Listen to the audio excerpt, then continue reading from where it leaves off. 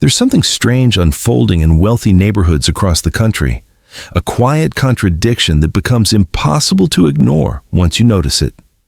Drive through any expensive area and you'll see the massive houses, the perfectly manicured lawns, the three-car garages filled with luxury vehicles.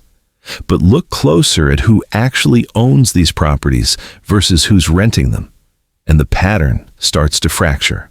Some of the wealthiest people you'd expect to live there are conspicuously absent, choosing instead to rent modest places or live in homes far below what they could afford. Meanwhile, the people stretching themselves into those dream houses, the ones taking on massive mortgages and depleting their savings for down payments, often aren't nearly as wealthy as they appear. This isn't random, and it's not about being cheap. There's real financial logic here that most people never calculate. 10 specific reasons that explain why the truly wealthy often avoid the very houses that symbolize wealth itself. Reason number 1 is what I call the opportunity cost trap, and it's the most critical calculation that almost nobody makes. Let's work through a real example with actual numbers. Imagine you're considering buying your dream house for $2 million. You've saved up $400,000 for a down payment, which feels like a massive achievement, and you're ready to finance the remaining $1.6 million. At current interest rates of around 7%, your mortgage payment would be about $10,600 per month. Now, most people stop their calculation right here. They ask themselves, can I afford $10,600 a month? And if the answer is yes, they move forward. But here's what they're missing, and it's costing them millions. That $400,000 you're putting down isn't just disappearing. It's choosing one path while permanently closing every other path that money could take. Let's say, instead of using it for a down payment, you invested that $400,000 in a diversified portfolio, returning an average of 10% annually, which is roughly the stock market's historical average. In year 1, that's $40,000 in returns. In year 5, you'd have about $644,000. In 10 years, you'd have over $1 million. In 20 years, you'd have nearly $2.7 million. And here's the part that changes everything, that money stays liquid and available the entire time. You can access it for business opportunities, emergencies, or better investments that appear along the way. But once you put it into a house, it's locked. It's not generating income. It's not compounding. It's just sitting there in the form of equity that you can't spend without selling the entire property or taking on more debt. Now, you might say the house appreciates too, and that's true. But residential real estate historically appreciates at around 3 to 4% annually, well below what that capital could earn elsewhere. A $2 million house appreciating at 4% gives you $80,000 in year 1. That same capital earning 10% elsewhere gives you significantly more, and the gap widens exponentially over time.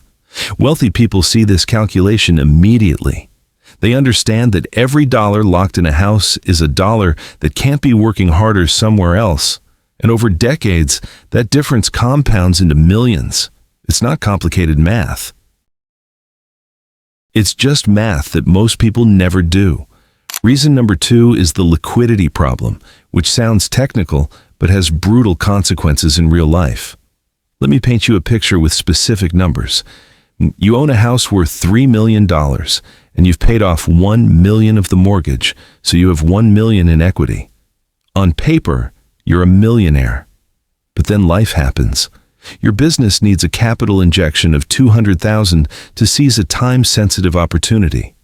Or a market crash creates a once-in-a-generation buying opportunity and you need cash immediately.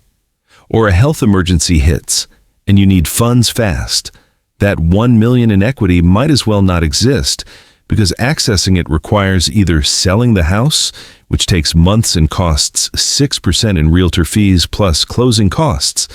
That's $60,000 just to access your own money, or taking out a home equity line of credit, which means more debt, more interest payments, and approval processes that take weeks. Compare this to someone with $1 million in a brokerage account. They can access that money in 3 business days. No approval needed, no debt incurred, no transaction costs. The entire amount is available whenever opportunity or necessity demands it. There's a saying among serious investors, illiquid wealth isn't real wealth, and a house is the most illiquid asset most people will ever own. I know someone who had $2 million in home equity when a commercial real estate opportunity came up that required $500,000 and would have returned 30% in 18 months. That's $150,000 in profit for doing essentially nothing except having cash available. But he couldn't access his home equity fast enough, and the opportunity went to someone else. His wealth was trapped in his walls, literally useless when he needed it. This happens more often than you'd think. The person renting for $4,000 a month with $800,000 in liquid investments has more actual usable wealth than the person with $800,000 in home equity and a $3,000 mortgage. One can act on opportunities. The other is stuck watching them disappear. Reason number 3 is what I call the maintenance money pit. And the numbers here shock people when they actually add them up honestly. Let's take a 4,000 square foot house worth $2.5 million. The general rule in home maintenance is to budget 1 to 3% of the home's value annually for upkeep and repairs. On a $2.5 million house, that's $25,000 to $75,000 per year, or roughly $2,000 to $6,000 per month. Now, in good years, you might spend less. But in bad years, when the roof needs replacing, or the HVAC system fails, or you discover a plumbing issue behind the walls, you can easily spend $100,000 or more in a single year. I know someone who bought their dream house for $3 million, and in the first 5 years of ownership spent $38,000 replacing the roof, $22,000 on HVAC replacement, $18,000 repairing a deck that was rotting underneath, $12,000 on landscaping that the previous owners had deferred, and $65,000 on kitchen appliances and bathroom updates that weren't technically necessary but felt necessary once they started noticing how dated everything looked. That's $155,000 in 5 years, or $31,000 per year, on top of their mortgage, property taxes, and insurance. They were spending almost $18,000 per month on housing when you added everything together, and that's for a house they thought they could afford because the mortgage was $12,000. Meanwhile, someone renting a comparable house for $7,000 a month has 0 maintenance costs, 0 surprise expenses, and if something breaks, they call the landlord. Over those same 5 years, the renter spent $420,000 total on housing and has 0 maintenance headaches. The owner spent over $1 million when you include the down payment, mortgage payments, taxes, insurance, and maintenance, and they're locked into continuing to spend at that rate indefinitely. The wealth gap between these two people compounds rapidly, and it all stems from one believing that ownership is always superior to renting. But sometimes, ownership is just expensive responsibility. Reason number 4 is the property tax escalator, and this one catches people completely off guard. Property taxes don't stay fixed. They rise with assessed home values and local budget needs, and in expensive areas, the increases can be devastating. Let me show you how this plays out in California, where property taxes start at around 1% of purchase price, but increase each year. Buy a house for $2 million, and your property tax is about $20,000 in year 1, which is $1,667 per month. Not terrible. But in many California cities, assessed values have been rising 5 to 7% annually. Fast forward 10 years, and your property tax bill could be $35,000 per year, or nearly $3,000 per month. Fast forward 20 years, and it could be $60,000 per year, $5,000 per month, just in property taxes. And you have no control over this. It's not like you can decide to downgrade your property tax the way you might cut other expenses. The bill comes, and you pay it, or you lose the house. I know a retired couple in Palo Alto who bought their house in 1995 for $800,000. It seemed affordable then. Today, that house is assessed at $4.2 million, and their annual property tax is $63,000. They're both retired, living on fixed incomes, and they're spending $63,000 a year just to keep a house they already own. They can't afford to stay, but they can't afford to leave either, because selling means losing Proposition 13 protection, and they'd never be able to afford property taxes anywhere else in the area. They're trapped by their dream house, watching it consume money they desperately need for other things. Meanwhile, someone who kept renting has complete flexibility. If rent gets too high, they move somewhere cheaper. If their income drops, they can adjust their housing immediately. The property tax escalator never touches them. They control their expenses. The homeowner just watches theirs climb. Reason number 5 is what I call the flexibility tax, the hidden cost of being geographically anchored. Let's quantify what flexibility is actually worth using a real scenario. Imagine you're a software engineer living in San Francisco, and you own a house you bought for $1.8 million 3 years ago. A company in Austin offers you a position paying $40,000 more per year, which is $320,000 over 8 years. Plus, Austin's cost of living is 30% lower. This is objectively a better financial opportunity. But taking it requires selling your house, which means paying 6% in realtor commissions. That's $108,000 if it sells for your purchase price, plus closing costs of another $15,000, plus moving costs of $10,000. You're looking at $133,000 in transaction costs just to leave. And that's assuming the market is good and you break even. If home prices have dropped, you might be selling at a loss. Suddenly, that better opportunity costs you money to pursue. Compare this to someone renting in San Francisco for $5,000 per month.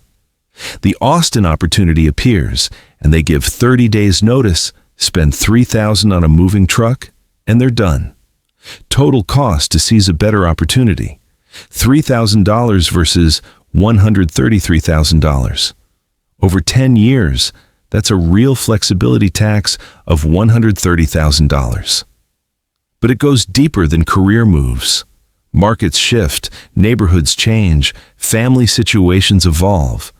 The ability to relocate quickly and cheaply is worth real money, especially in industries where opportunities move between cities. I know several venture capitalists who deliberately rent in expensive cities precisely because they've calculated that geographic flexibility is worth more than home equity. One of them told me he's turned down 3 different opportunities to buy houses in Palo Alto over the past 15 years, and each time he ran the numbers, staying flexible was worth at least $200,000 over a 10-year period when you factored in potential opportunities, market timing, and avoiding transaction costs. He wasn't avoiding wealth, he was preserving optionality, and optionality has a price. Reason number 6 is the hedonic adaptation trap, and while this is psychological, it has real financial consequences that compound over decades. Here's how it works with actual numbers.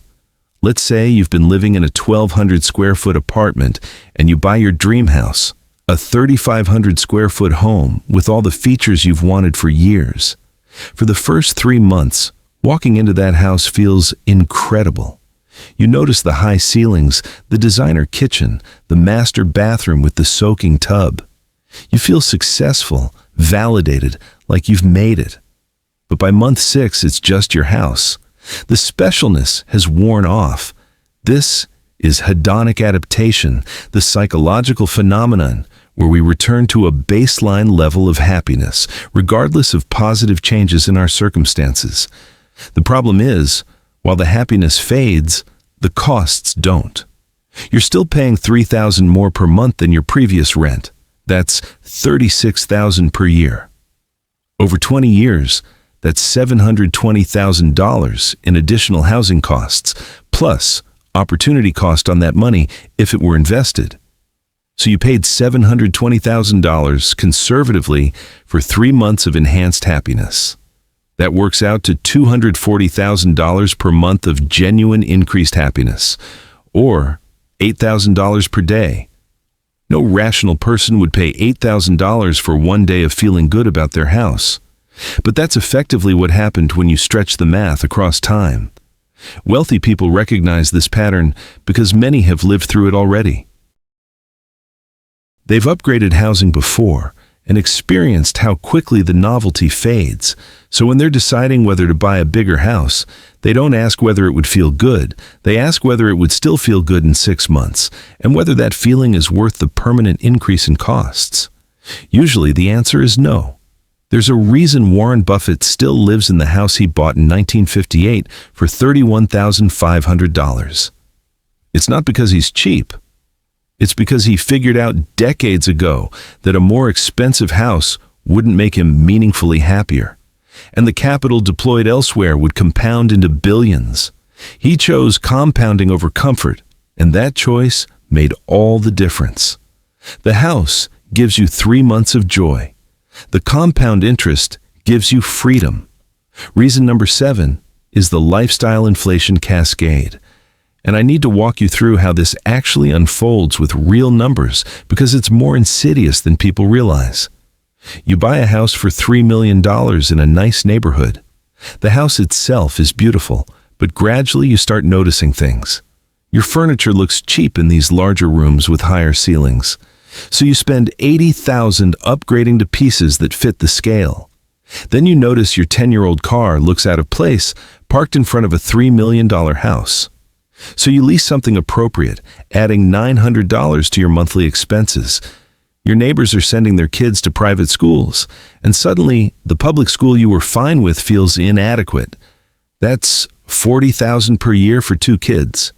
You're invited to country clubs and charity events where the expectation is participation. That's another $15,000 per year in memberships and donations. You need help maintaining the house and yard, so you hire a cleaning service for $400 per month and a gardener for $300 per month. That's $8,400 per year. Let's add this up. Furniture is a one-time $80,000. The car lease is $10,800 per year. Private schools are $40,000 per year. Social obligations are $15,000 per year. Home services are $8,400 per year. That's $74,200 in new annual expenses on top of the housing costs you already committed to. Over 10 years, that's $742,000 in lifestyle inflation that stems directly from buying that house. The house triggered it all. And here's what makes this particularly dangerous. These expenses don't feel optional once you're in that environment. They feel necessary to fit in, to not let your kids fall behind, to maintain the standard everyone around you has set.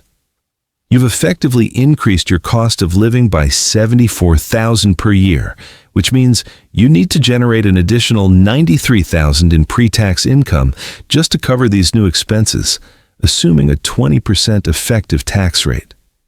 Your dream house just increased the amount of money you need to earn by nearly $100,000 annually.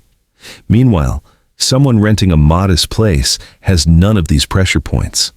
Their furniture can be whatever they want.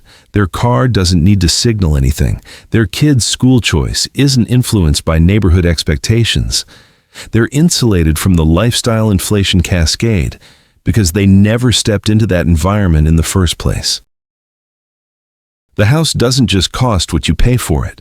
It costs what it makes you pay for everything else. Reason number 8 is the transaction cost prison, and the numbers here are brutal when you actually calculate them.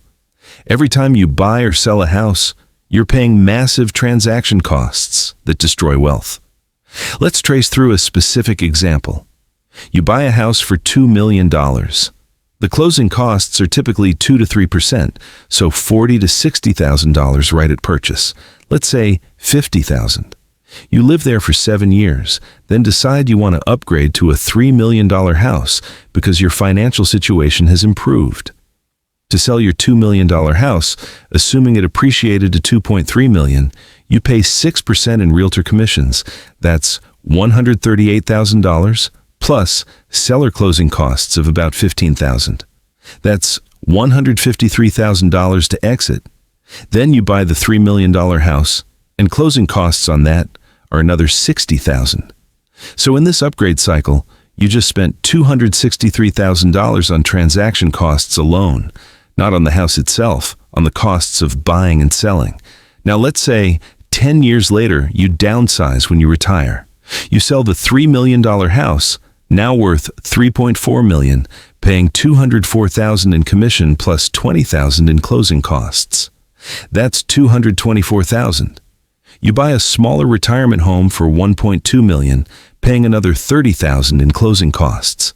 Over your lifetime, you've spent $567,000 just on transaction costs. That's over $500,000 that generated zero value, built zero equity, created zero returns. It simply vanished into the real estate transaction machine. Compare this to someone who rented their entire life. Zero transaction costs, zero commission payments, zero closing costs. That $567,000 invested at 8% over 30 years would have grown to $5.7 million. They literally paid $5.7 million in lifetime wealth for the privilege of buying and selling houses. And that's assuming everything went smoothly. No market downturns forcing distressed sales, no unexpected moves, no divorces requiring property division. In reality, the costs are often higher. Wealthy people look at these numbers and realize that every transaction is destroying wealth at scale, so they minimize transactions. They rent long-term, or they buy once and stay put. What they don't do is buy the dream house, then upgrade later, then downsize after that. That pattern is a wealth destruction machine. Every transaction is friction, and friction burns money. Reason number 9 is the status trap. And this is perhaps the most psychologically complex reason, but it has quantifiable financial impacts. When you buy an expensive house, you're making a public statement about your wealth level, and that statement creates expectations that cost real money to maintain. Let me show you how this plays out. Say you buy a house for $4 million. Everyone knows roughly what you paid, because real estate transactions are public record. Your neighbors, your colleagues, your extended family, they all now have a perception of your wealth level. You're the person who can afford a $4 million house. But here's the problem. Maybe you stretched to buy that house. Maybe you put down 20% and you're carrying a massive mortgage. Maybe your net worth is actually only $2 million total, with most of it tied up in the house. But nobody knows that. They see the $4 million house and they make assumptions. Those assumptions create pressure. When friends suggest an expensive vacation, it's awkward to say you can't afford it when you live in a $4 million house. When family members ask for financial help, saying no feels hypocritical. When colleagues go to expensive restaurants or buy luxury items, you feel pressure to participate, because not participating signals that maybe you couldn't actually afford the house, which feels like admitting failure. A study by wealth managers at UBS found that people living in homes that represent more than 30% of their net worth spend on average 42% more on discretionary items than people living in homes representing less than 20% of net worth, controlling for income. That's not because they have more money to spend. It's because they feel psychological pressure to spend in ways consistent with their housing. Let's put numbers to this. If your discretionary spending was $60,000 per year, but it increases by 42% due to status pressure, that's an additional $25,000 per year. Over 20 years, that's $500,000 in extra spending, driven purely by the need to maintain a status level that your house established. You've trapped yourself in a spending pattern that's depleting wealth rather than building it. And the cruel irony is that much of this spending doesn't even register as connected to the house. You don't think, I'm taking this expensive vacation because of my house. You just think, this is the kind of thing people like us do. But the house set the category of people like us, and that category has an associated price tag. Wealthy people avoid this trap by keeping housing modest relative to total wealth. If your net worth is $20 million and you live in a $1 million house, nobody expects you to spend like you're wealthy because your house isn't signaling wealth. You're free to spend or not spend based purely on what you want, not what others expect. It's financial camouflage, and it preserves wealth by removing social pressure. Your house shouldn't define your spending, but for most people it does. Reason number 10 is what I call the time value calculation, and it's about something more fundamental than money. Let me walk you through this with a real scenario. Maintaining a dream house requires time, significant amounts of it. You're spending 3 hours per week on yard work, or you're managing the people you've hired to do it. You're spending 2 hours per week on cleaning beyond what a service handles. You're spending time dealing with repairs, contractors, maintenance issues. You're spending time on HOA communications, property tax appeals, insurance reviews. Let's say it averages to 7 hours per week, which is conservative for a large property. That's 364 hours per year, or 9 full 40-hour work weeks. Now let's say your earning power is $200 per hour, which is realistic for high-income professionals. Those 364 hours have an opportunity cost of $72,800 per year. That's what you could have earned if you were working instead of managing your house, or it's the value of leisure time you're giving up. Over 20 years of home ownership, that's $1.456 million in time value. But it compounds beyond just the hours.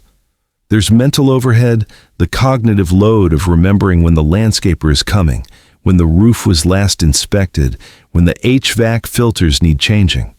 There's stress from unexpected problems, the water heater failing on a Sunday morning, the home security system malfunctioning during a vacation.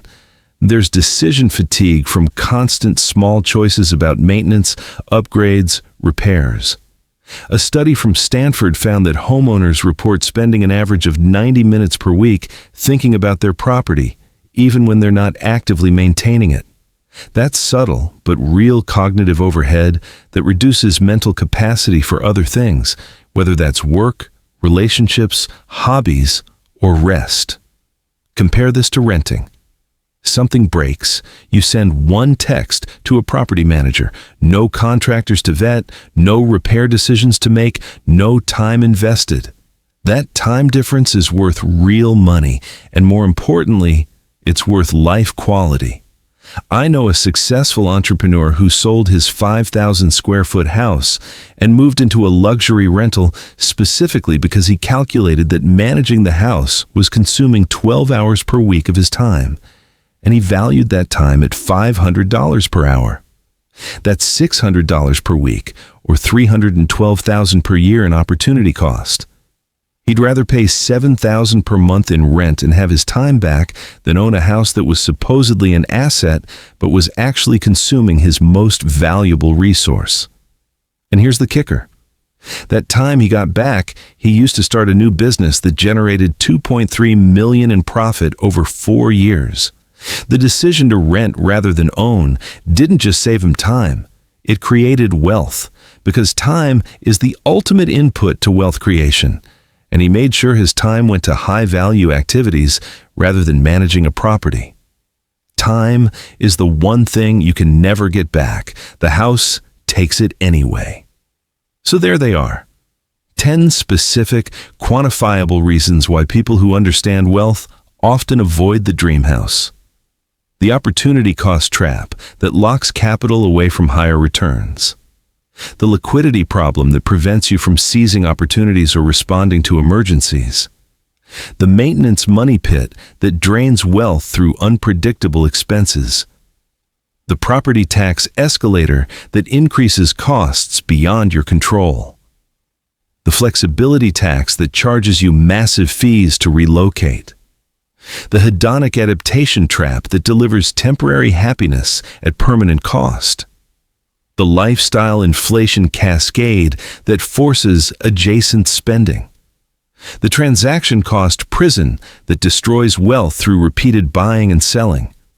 The status trap that creates pressure to spend beyond your means. and the time value calculation that reveals how much of your most precious resource you're trading away.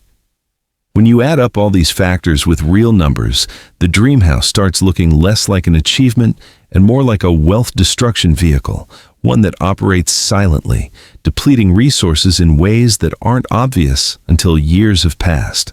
And that's why people who've built serious wealth, who understand these dynamics from experience or careful analysis, often make the choice that seems backward to everyone else. They rent or they buy modestly, or they delay the purchase until it's truly negligible in their net worth. Not because they can't afford it, because they've done the math, and the math says their capital and time and flexibility are worth more doing almost anything else than sitting in a dream house. That's not deprivation. That's just understanding what wealth actually means.